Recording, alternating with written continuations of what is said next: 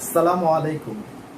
স্বাগতম জানাচ্ছি সবাইকে আমাদের তাপের পরিমাপ ও ক্যালোরিমিতি টপিকসের দ্বিতীয় পার্টে। প্রথম পার্টে আমরা শিখেছিলাম তাপের পরিমাপ সম্পর্কে। কেউ যদি এটা মিস করে থাকো তাহলে আমাদের চ্যানেলে গিয়ে ভিডিওটা দেখে নিতে পারো। আর আজকে আমরা পার্ট 2 তে আলোচনা করব ক্যালোরিমিতি নিয়ে।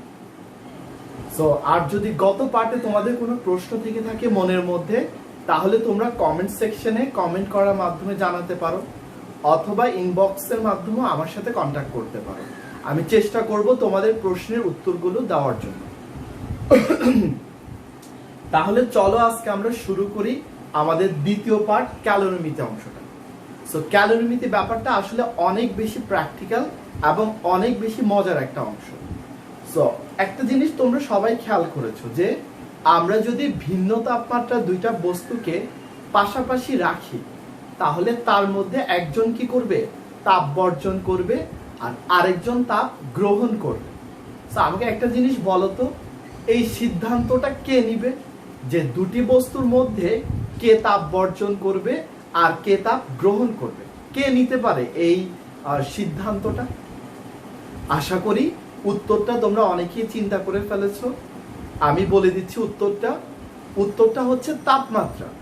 তাপমাত্রাই হচ্ছে ওই ধর্মটা যেটা নির্ধারণ করে যে দুটি বস্তুর মধ্যে তাপ কোন বস্তুটি দিবে আর কোন বস্তুটি তাপ গ্রহণ করবে। দেখো, তোমাকে আমি দুইটা বস্তু দিয়ে দিলাম, একটি হচ্ছে এ বস্তু আর একটি হচ্ছে বি বস্তু। ধরো যে তোমাকে প্রথমে বলে দিলাম যে এ বস্তুতে তাপের পরিমাণ 5000 জুল, কিন্তু বি বস্তুতে তাপের পরিমাণ মাত্র 1000 জুল। তোমাকে এটা দিয়ে আমি বললাম যদি তাদের মধ্যে একটি তাপীয় সংযোগ দেওয়া হয়, তাহলে তাপের যে প্রবাহটা সেটা কোন দিক থেকে কোন দিকে যাবে? এ বস্তু থেকে বিতে যাবে না বি থেকে এতে যাবে? যারা অলরেডি চিন্তা করে ফেলেছো বা সিদ্ধান্ত নিয়ে ফেলেছো, তারা আসলে একটা বোকামি করে ফেলেছো। সেটা কি? কারণ তাপের পরিমাণ দ্বারা আমরা কখনো নির্ধারণ করতে পারবো না যে তাপটা কোন দিক থেকে কোন দিকে যাবে, কারণ এই সিদ্ধান্তটা গ্রহণ করবে কে? তাপমাত্রা। তার জন্য আমাকে অবশ্যই কি দেখতে হবে আগে? তাপমাত্রাটা দেখতে হবে আগে। আমি তাপমাত্রাটা দিয়ে দিচ্ছি এখন। এটা ধরো বললাম 50 ডিগ্রি সেলসিয়াস আর এটা হচ্ছে 55 ডিগ্রি সেলসিয়াস। তুমি বলতে পারো স্যার এটা কিভাবে সম্ভব? তাপের মান এটার বেশি, তারপরেও কেন তাপমাত্রা কম? এটা হতেই পারে, কারণ তাপমাত্রাটা অনেক ক্ষেত্রে তাপ ধারণ ক্ষমতার উপর নির্ভর করে, আবার বস্তুর যে টোটাল আয়তন আছে তার উপর নির্ভর করে। তো সেই হিসাবে তোমার বেশি তাপ হলেও তাপমাত্রা কম হতে পারে। তো আমরা যদি এখন এই দুইজনকে কানেক্টেড করি, এই দুইজনকে যদি আমরা যুক্ত করি, তাহলে অবশ্যই তাপটা কি করবে? উচ্চ তাপমাত্রা থেকে নিম্ন তাপমাত্রার দিকে কি করবে? গমন করবে। তার মানে বি বস্তু থেকে এ বস্তুর দিকে গমন করবে। এটা অবশ্যই ভালো করে মাথায় রাখতে হবে। এখন যখন তাপটার এই আদান প্রদান শুরু হবে, অর্থাৎ বি থেকে তাপ এর দিকে যাওয়া শুরু করবে, তখন স্বাভাবিকভাবে আমাকে বলো এখানে তাপের পরিমাণটা কি পাবে? হ্রাস পাবে, তার সাথে তাপমাত্রাও কমতে থাকবে। অন্যদিকে যেহেতু এ বস্তু কি পাচ্ছে? তাপ পাচ্ছে, সুতরাং তার তাপের পরিমাণটা আস্তে আস্তে বেড়ে যাবে এবং তার সাথে তাপমাত্রাটাও কি করতে থাকবে? বাড়তে থাকবে। এবং একটা পজিশনে গিয়ে, একটা অবস্থানে গিয়ে দেখা যাবে এই দুইজনের তাপমাত্রা সমান হয়ে গিয়েছে। আর ওই স্পেশাল অবস্থাটাকে, ওই বিশেষ অবস্থাটাকে বলা হয় তাপীয় সমতা। ওই বিশেষ অবস্থাকে কি বলা হয়? বস্তুর তাপীয় সমতা। এখান থেকে মূলত আমার এই ক্যালোরিমিতি সূত্রটার আবির্ভাব হয়েছে। ক্যালোরিমিতি সূত্রের মূল কথা কি? মূল কথাটা হচ্ছে যে তোমার যদি এই দুইটা বস্তুর বাইরে আর কেউ না থাকে এখানে, মানে এদেরকে যদি তুমি আইসোলেটেড করে রাখতে পারো, আলাদা করে রাখতে পারো, তাহলে এই ক্ষেত্রে বি বস্তু ঠিক যে পরিমাণ তাপ দান করবে, এ বস্তু ঠিক সেই পরিমাণ তাপ গ্রহণ করবে। অর্থাৎ তাপের কোনো অপচয় বা তাপের কোনো সৃষ্টি হবে না। আমি আবার বলতেছি, যদি এই দুইটা বস্তুকে তুমি বা এই পুরো সিস্টেমটাকে তুমি আলাদা করে ফেলতে পারো, মানে তাপীয় ভাবে তুমি আইসোলেটেড করে ফেলতে পারো, তখন বি বস্তুটা ঠিক যে পরিমাণ তাপ দান করবে, এ বস্তু ঠিক একই পরিমাণ তাপ কি করবে, গ্রহণ করবে। এটাই হচ্ছে আমাদের ক্যালোরিমিতি। তো আমি লিখে দিচ্ছি ক্যালোরিমিতির মূলনীতি। ক্যালোরি মিতির মূলনীতি অর্থাৎ কোন একটা নির্দিষ্ট সিস্টেমে যতটুকু তাপ বর্জিত হবে ঠিক ততটুকু তাপই কি হবে, গৃহীত হবে। এটার উপর ভিত্তি করে আমরা আমাদের যে গাণিতিক সমস্যাগুলো আছে সবগুলো গাণিতিক সমস্যা আমরা কি করতে পারবো, সমাধান করতে পারবো। তাহলে চলো আমরা এখন একটা গাণিতিক সমস্যা সমাধান করতে যাই। চলো তাহলে খেয়াল করো, ধরো যে শীতের কোনো একটা দিন যখন তাপমাত্রা 15 ডিগ্রি সেলসিয়াস ছিল, তার মানে পানির তাপমাত্রা তখন কত ছিল, 15 ডিগ্রি সেলসিয়াস। এখন তুমি গোসল করতে যাবে, স্বাভাবিক এত ঠান্ডা পানি দিয়ে গোসল করা তো সম্ভব না। তো তার জন্য আমাদের কি লাগবে, কিছু পরিমাণ গরম পানি লাগবে, যেটা আমরা ডেইলি লাইফে করি, যে বালতিতে অনেকগুলো ঠান্ডা পানি আমরা নিই। তো ধরে নিলাম 15 ডিগ্রি সেলসিয়াস তাপমাত্রার 15 কেজি পানি তুমি বালতিতে নিয়েছো। সো ওই পানিটাকে গরম করার জন্য আমরা চুলার সাহায্যে 4 কেজি পানিকে বাড়তি 4 কেজি পানিকে আমরা গরম করে নিলাম। সো এখন যদি আমরা এই দুইজনকে মিশিয়ে দিই, বালতির মধ্যে যদি ঠান্ডা পানি আর গরম পানিটুকু আমরা মিশাই, তাহলে মিশ্রণের মিলিত তাপমাত্রাটা কত হবে সেটাই আমাদের এখানে বের করতে হবে। সো এখান থেকে খেয়াল করো, তোমরা কিন্তু খুব ভালো করেই জানো যে যার তাপমাত্রা বেশি থাকবে সে কি করবে, বর্জন করবে, আর যার তাপমাত্রা কম সে কি করবে, গ্রহণ করবে। সো সে ওখান থেকে আমরা বের করা শুরু করি। তো সবার আগে তোমাকে ধরে নিতে হবে যে ধরি মিশ্রণের মিলিত তাপমাত্রা থিটা। ধরে নিলাম আমরা যে তাদের মিলিত তাপমাত্রা হচ্ছে থিটা। সো এখন আসো ফার্স্টে যদি আমরা এটা বলি, 80 ডিগ্রি সেলসিয়াসের পানি কর্তৃক বর্জিত তাপ, 80 ডিগ্রি সেলসিয়াসের পানি কি পরিমাণ তাপ বর্জন করবে সেটা যদি আমরা একটু ভালো করে দেখি। সো তাহলে যেহেতু এটা তাপ বর্জন এবং তাপ বর্জন করে সে কি হবে, 80 থেকে হ্রাস পেয়ে কোথায় নামবে, থিতায় নামবে। যেহেতু মিলিত তাপমাত্রা হচ্ছে থিতা, তাহলে সেই ক্ষেত্রে আমরা কি লিখতে পারি, Q1 সমান m1s ডেল থিটা। সো সেখান থেকে আমরা যদি মানটা বসাই, এটার মান কত ছিল, 4 কেজি 4200 ডেল থিটা, যেটা সেটা হচ্ছে 80 মাইনাস থিটা, সেটা রেখে দাও। তারপর যাও গৃহীত তাপের ক্ষেত্রে। সো আমরা যদি বলি কত ডিগ্রি সেলসিয়াস ছিল আমাদের, আরেকটা 15 ডিগ্রি সেলসিয়াসে 15 কেজি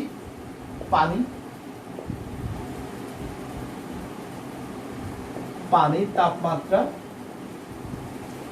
থিটা ডিগ্রি সেলসিয়াসে উন্নীত হতে গৃহীত তাপ ঠিক কি পরিমাণ তাপ সে গ্রহণ করবে, তার তাপমাত্রা কোথায় কোথায় উঠবে, 15 থেকে থিটা ডিগ্রি সেলসিয়াসে উঠবে। সো সেখানেও এটাও যেহেতু তাপমাত্রার পরিবর্তন 15 থেকে থিটা, তাহলে এখানেও সূত্র কি হবে, m2s ডেল থিটা। m2 এর মান হচ্ছে 15, s এর মান হচ্ছে 4200, ডেল থিটার মান কত, কে বড় এখানে, 15 থেকে বৃদ্ধি পেয়ে থিটা হবে, তার মানে থিটার মান অবশ্যই বড়। তাহলে কত লিখবো, থিটা মাইনাস 50। তাহলে এখন খেয়াল করো, যেটা ক্যালোরিমিতির মূলনীতি ছিল, ক্যালোরিমিতির মূলনীতি সেটা হচ্ছে যে আমাদের বর্জিত তাপ সমান গৃহীত তাপ। বর্জিত তাপ সমান সমান কত, গৃহীত তাপ। তো মানগুলো আমরা বসিয়ে দিই। বর্জিত তাপ কত ছিল আমাদের, 4 × 4200 × 80 মাইনাস থিটা। আর গৃহীত তাপের মানটা কত হলো আমাদের 15 into 4200 into theta minus 50। So এখান থেকে কাটাকাটি করে ফেলো, কত থাকে দেখো, 4200 এমনি বাদ। সো এখান থেকে করলে কত পাবো আমরা, 320 মাইনাস 4 থিটা, আর এটা হচ্ছে 15 থিটা মাইনাস 225। সেগুলো সাইড চেঞ্জ করে ফেলো, তাহলে কত আসবে, 320 প্লাস 225, আর এখানে যদি আমরা চলে যাই 15 প্লাস দ্যাট মিন্স 19। সো এখান থেকে খুব ইজিলি তুমি থিটার ভ্যালুটা কি করতে পারবা, বের করে ফেলতে পারবে। সরাসরি যদি লিখো থিটা সমান 320 প্লাস 225 ডিভাইডেড বাই 90। সো এটাই হবে তাদের যে মিলিত তাপমাত্রা, এবং এটা হবে তাদের মাঝামাঝি একটা তাপমাত্রা, অর্থাৎ 15 থেকে বেশি, কিন্তু 80 থেকে অবশ্যই কি হবে, কম হবে। সো আমরা যদি এটা থেকে আরেকটু উপরের লেভেলে, আরেকটু কঠিন, আরেকটু ঘুরানো একটা ম্যাথ দেখি, চলো। সো এখন খেয়াল করো, যদি আমরা 35 ডিগ্রি সেলসিয়াস তাপমাত্রা 30 কেজি পানির সাথে -5 ডিগ্রি সেলসিয়াস তাপমাত্রার 1 কেজি বরফকে যুক্ত করি, তখন মিশ্রণের মিলিত তাপমাত্রাটা কত হবে। অর্থাৎ এখান থেকে দেখতেছো বেশি তাপমাত্রা কার, পানির, তার মানে পানি তাপ কি করবে, বর্জন করবে। আর অন্যদিকে বরফের তাপমাত্রা যেহেতু কম, সে তাপ কি করবে, গ্রহণ করবে। তো আমরা এখানেও ধরে ফেলি, যে ধরি মিশ্রণের মিলিত তাপমাত্রা, মিলিত তাপমাত্রা, মিলিত তাপমাত্রা যেটা, সেটা হচ্ছে কত, থিটা। তাহলে আসো বর্জিত তাপ যেটা, বর্জিত তাপ। সো বর্জিত তাপ মানে হচ্ছে 35 ডিগ্রি সেলসিয়াসের পানি কি করবে, তাপ বর্জন করে করে থিটা ডিগ্রিতে নেমে আসবে। তার মানে হচ্ছে সেখান থেকে আমরা কি লিখতে পারি, Q1 সমান M1 S1 del theta. So এখানে আমাদের M1 এর মান কত দেওয়া আছে, 30 কেজি, S1 এর মান 4200, আর ডেল থিটা কি বললাম, 35 থেকে থিটাতে নামবে, তার মানে হচ্ছে 35 মাইনাস থিটা। সো একটা পার্ট আমাদের শেষ।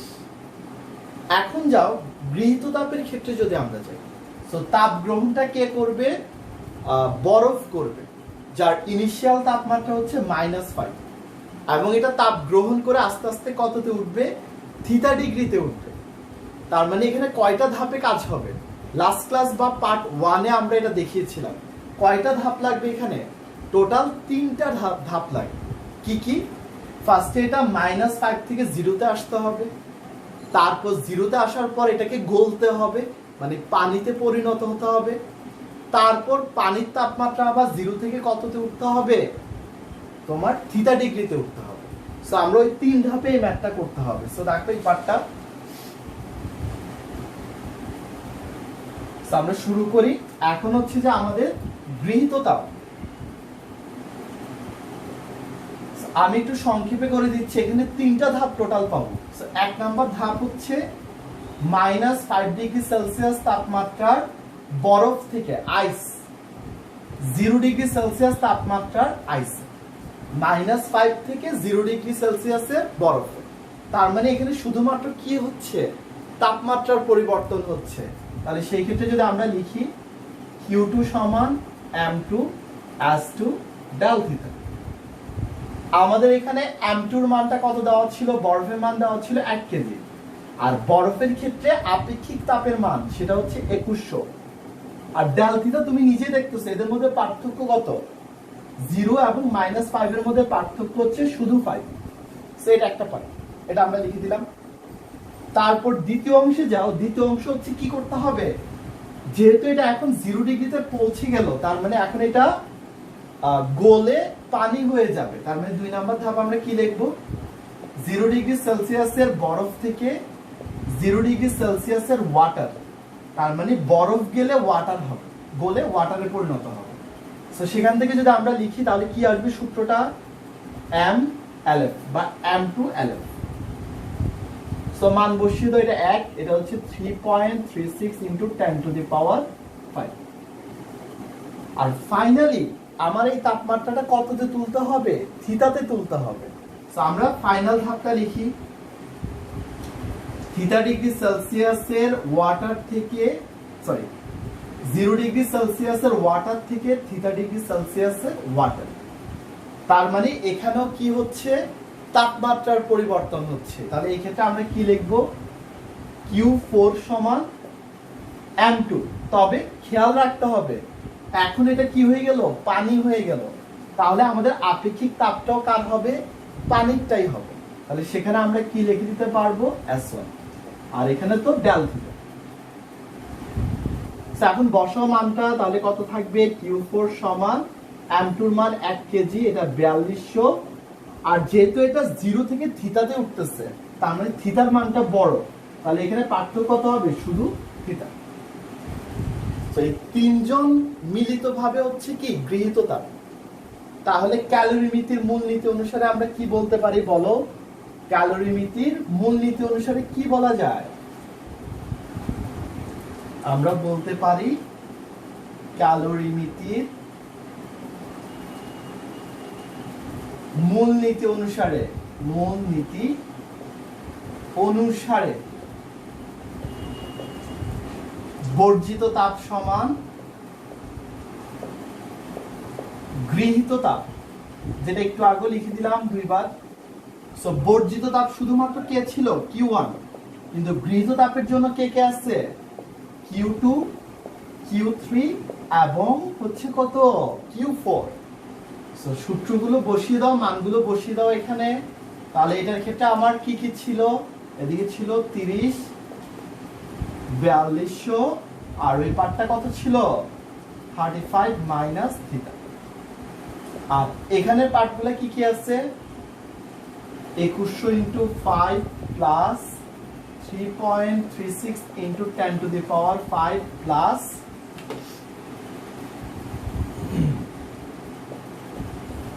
4200 থিটা।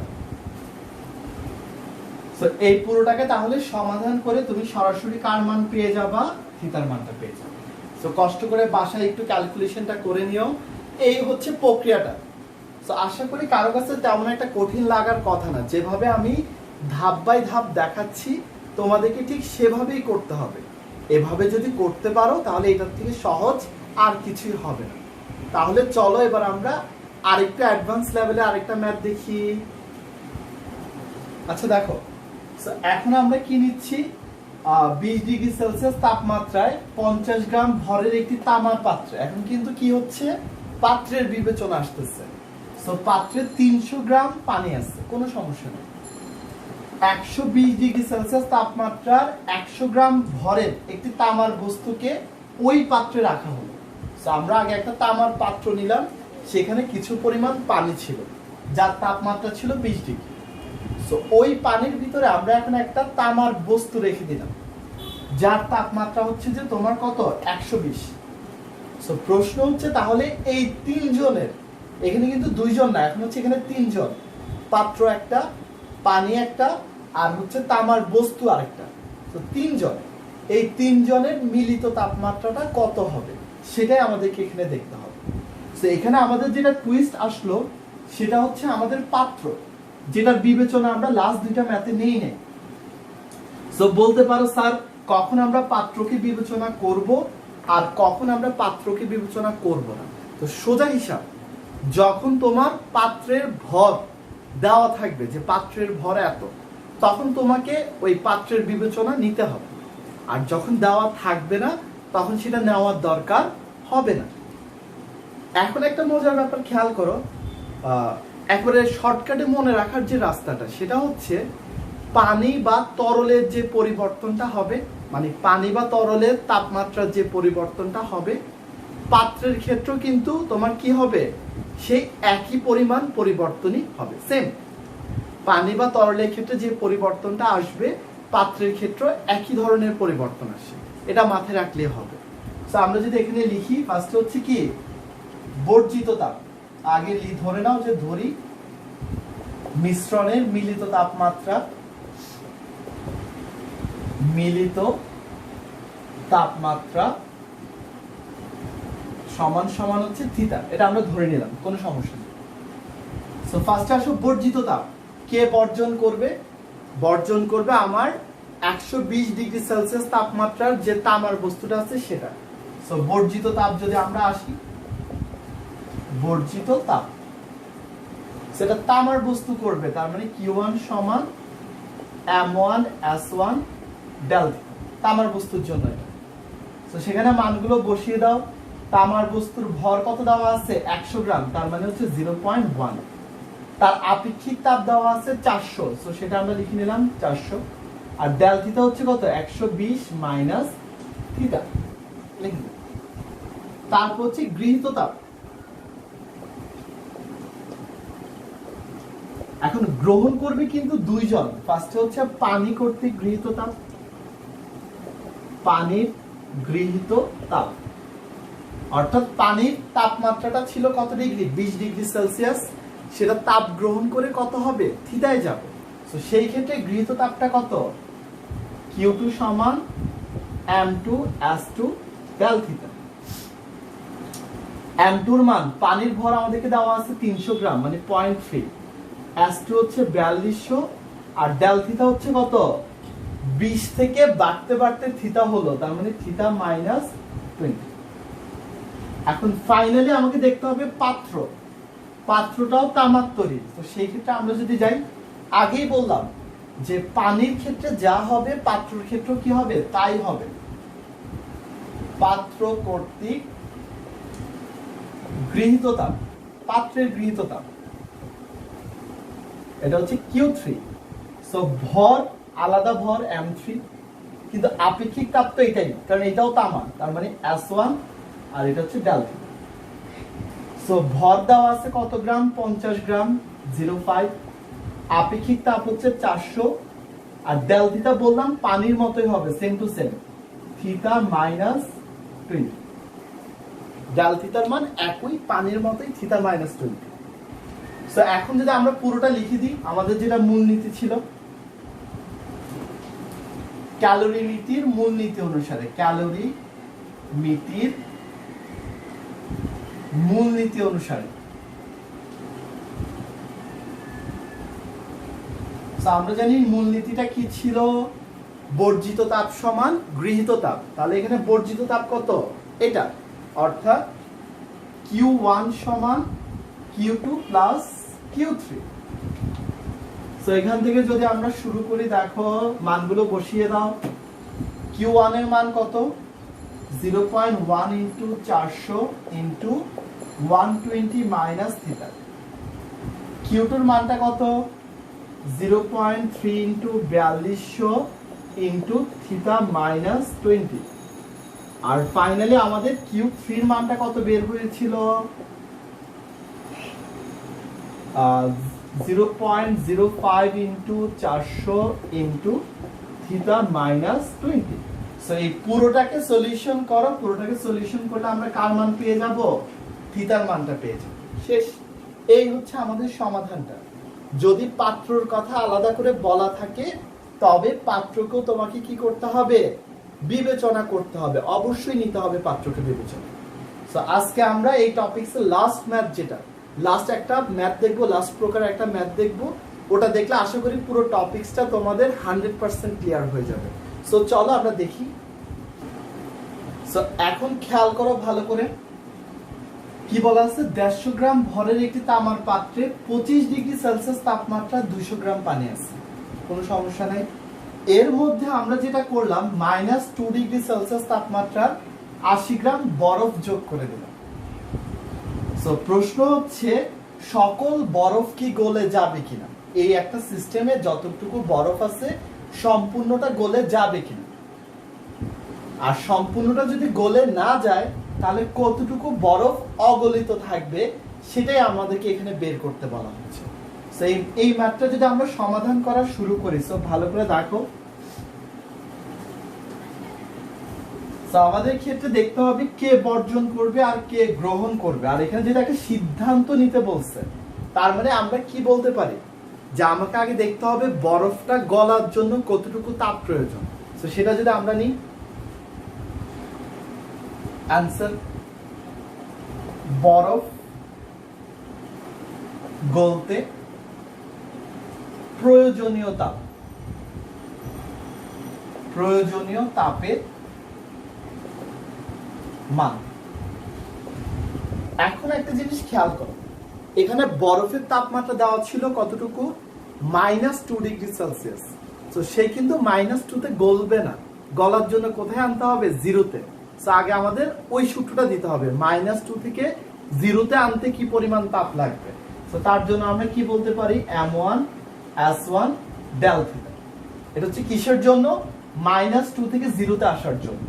তারপর 0-তে আসার পর তারপর কি করবে, সে গলা শুরু করবে ml। সো মানগুলো বসাও, কত ছিল, 80 গ্রাম, 0.08। বরফের ক্ষেত্রে s এর মানটা হচ্ছে 2100, আর ডেল থিটা -2 থেকে 0, তার মানে শুধু 2। এখানে হচ্ছে 0.08 ইন্টু LF এর মান কত, 3.36 ইন্টু 10⁵। সেটা আমরা পেয়ে গেলাম।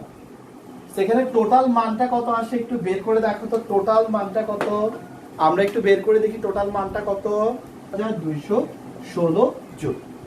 এতটুকু তাপ লাগে। এটা হচ্ছে, আমি যদি এই সম্পূর্ণ বরফটাকে গলাতে চাই তাহলে আমার এই পরিমাণ তাপ লাগে।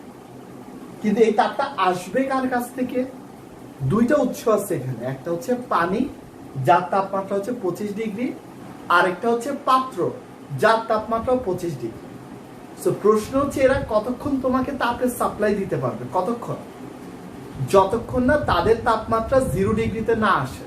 কারণ 0°তে চলে আসলে তো সমান সমান হয়ে গেল, তখন আর কি হবে না, ওদের থেকে আর কোনো প্রকার তাপ আসতে পারবে না।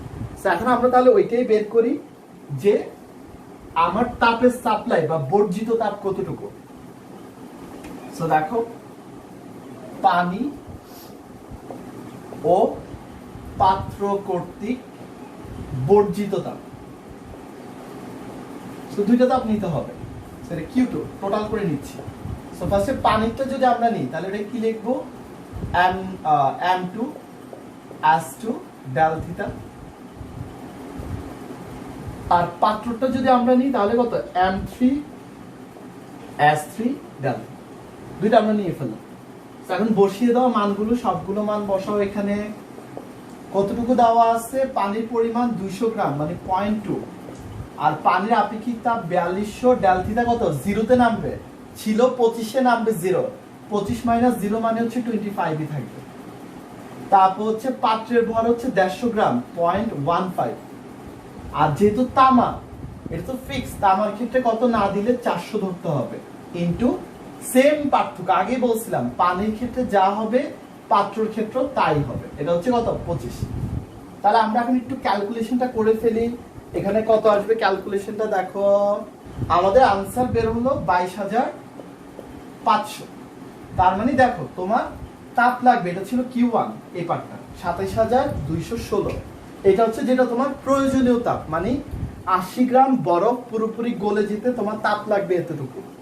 কিন্তু তোমার এখানে সাপ্লাই আছে মাত্র কতটুকু, 22,500 জুল। তার মানে কি লিখবো আমরা, যেহেতু Q1 গ্রেটার দেন Q2, অর্থাৎ প্রয়োজনীয় তাপের মানটা বেশি যেটা তোমার সাপ্লাই আছে তার থেকে, তাই সম্পূর্ণ বরফ গলে যাবে না, সম্পূর্ণ বরফ গলে যাবে না, গলতে পারবে না, সম্পূর্ণ বরফটা কি করতে পারবে না, গলতে পারবে না। তাহলে গিয়ে আমাদের পরের কোয়েশ্চেনটা আসলো যে সম্পূর্ণটা যদি নাই গললো তাহলে অগলিত থাকলো কতটুকু, কি পরিমাণ অগলিত থাকবে, তো সেটা যদি আমাদেরকে বের করতে বলে, ওইটা আরেকটা ইন্টারেস্টিং পার্ট। দেখো যদি এরকম এক্স্যাক্টলি পরিমাণটা তোমাকে বের করতে দেয়, জাস্ট দুইটা জিনিস তোমাকে মাথায় রাখতে হবে। তখন যেটা করবা, তখন তুমি ধরে নিবা যে ধরি m কেজি বরফ গলে যাবে, এটা আমরা ধরে ফেলবো। আর যেহেতু সম্পূর্ণ বরফ গলতেছে না, তার মানে তাপমাত্রা কিন্তু কি হবে না, 0 ডিগ্রি থেকে বেশি হতে পারবে না। কারণ 0 ডিগ্রি থেকে বেশি হতে গেলে কি হতে হয়, সম্পূর্ণ বরফ গলে যেতে হয় আগে। তো এই কারণে আমরা ধরবো এবং মিশ্রণের মিলিত তাপমাত্রা, যেটা মিলিত তাপমাত্রা 0 ডিগ্রি সেলসিয়াস। এটাই শুধু পার্থক্য, আর কিছু না।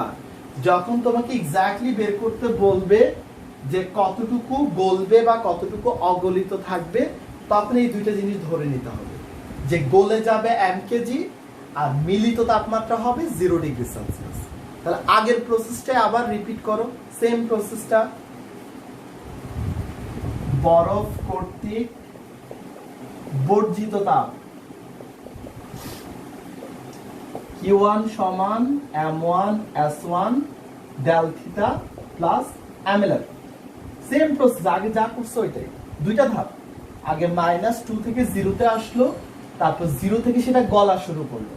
শুধু এখানে m এর মানটা বসানো যাবে না, কারণ এটা তুমি আননোন ধরে নিচ্ছো। সেটা শুধু m থাকুক। s এর মান তো জানো 2100, ডেল থিটার মান এখানে কত, -2 থেকে 0, তার মানে শুধু 2। নিচেরটার ক্ষেত্রে মান জানো m equal into 3.36 into 10 to the power 5। So রেখে দাও। তারপর হচ্ছে আমাদের বর্জিত তাপের পার্টটা, সরি এটা একটু ভুলেছে আমাদের, এটা বর্জিত, এটা গৃহীত তাপ হবে, বরফ কর্তৃক গৃহীত তাপ।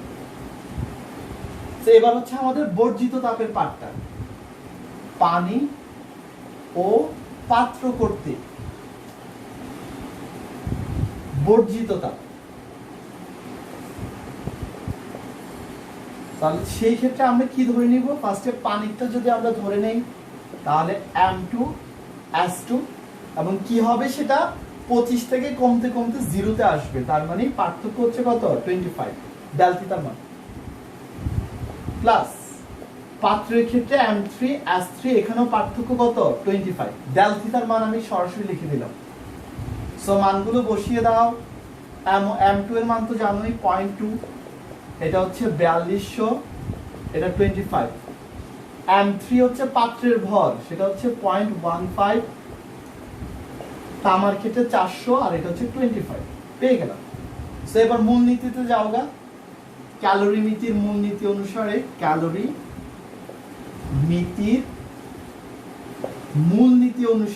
মূলনীতি অনুসারে কি বলা যায়, বর্জিত তাপ সমান গৃহীত তাপ। তাহলে আমরা যদি বলে দেই Q1 সমান কত, Q2।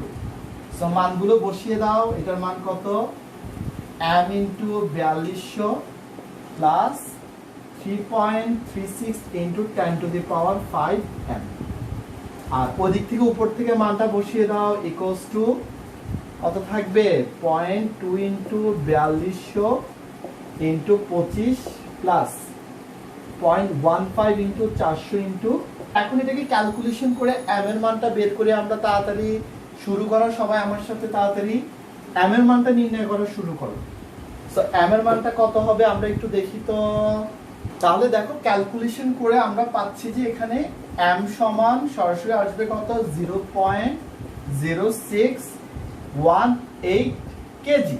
সেটাকে যদি আমরা গ্রামে নিয়ে যাই তাহলে কত থাকবে, আমাদের 1000 দ্বারা যদি আমরা গুণ দিয়ে দিই এটাকে, তাহলে আমরা পাচ্ছি 61.8 গ্রাম। তাহলে দেখো আমার ছিল 80 গ্রাম, তার মানে গলে গেল কত গ্রাম, 61.8 গ্রাম। যদি তোমাকে এটাই চাই যে কতটুকু বরফ গলে যাবে, কতটুকু বরফ গলবে, তাহলে এটাই आंसर। কিন্তু অগলিত যদি চাই, অগলিত বরফের পরিমাণ কতটুকু বরফ অগলিত থাকবে, তখন তোমাকে কি করতে হবে, মোট থেকে বিয়োগ দিতে হবে। তার মানে 80 মাইনাস 61.8, তাহলে কত থাকে আমাদের आंसरটা, সেটা হচ্ছে যে আমাদের 18.22 গ্রাম। তার মানে এতটুকু বরফ কি হবে, অগলিত থাকবে, এই বরফটা গলবে না। এই হচ্ছে আমাদের টোটাল যে ক্যালোরি নীতি, সেই পার্টটা। তো আশা করি তোমাদের ক্যালোরি নীতি সংক্রান্ত যে প্রবলেমগুলো ছিল তার কিছুটা হলেও সমাধান হয়েছে। এখন যদি তোমরা বাসায় বসে বসে এই টাইপগুলো ধরে ধরে প্র্যাকটিস করো, আশা করি আর কোনো সমস্যাই থাকার কথা না। তারপরেও কোনো সমস্যা থাকলে কমেন্টের মাধ্যমে আমাদেরকে জানাবা। বা আমার সাথে পার্সোনালি ইনবক্সে যোগাযোগ করতে পারো, কোনো সমস্যা নেই। আর ভিডিও যদি ভালো লেগে থাকে তাহলে লাইক দিয়ে, কমেন্ট করে, সাবস্ক্রাইব করে আমাদের সাথে থাকো। আর সবচেয়ে বড় কথা, এই ভিডিও থেকে যদি তুমি উপকৃত হও তবে এটা শেয়ার করার মাধ্যমে তোমার ফ্রেন্ডকেও উপকৃত হওয়ার একটা সুযোগ করে দাও। শুধু আমরা একলা চললে তো হবে না, আমাদেরকে চলতে হবে মিলেমিশে। তাই সবার সাথে শেয়ার করো, সবাই মিলেমিশে আমরা একসাথে এগিয়ে যাব। ইনশাআল্লাহ পরবর্তী ভিডিওতে দেখা হবে। সবাই ভালো থাকো, সুস্থ থাকো। আসসালামু আলাইকুম।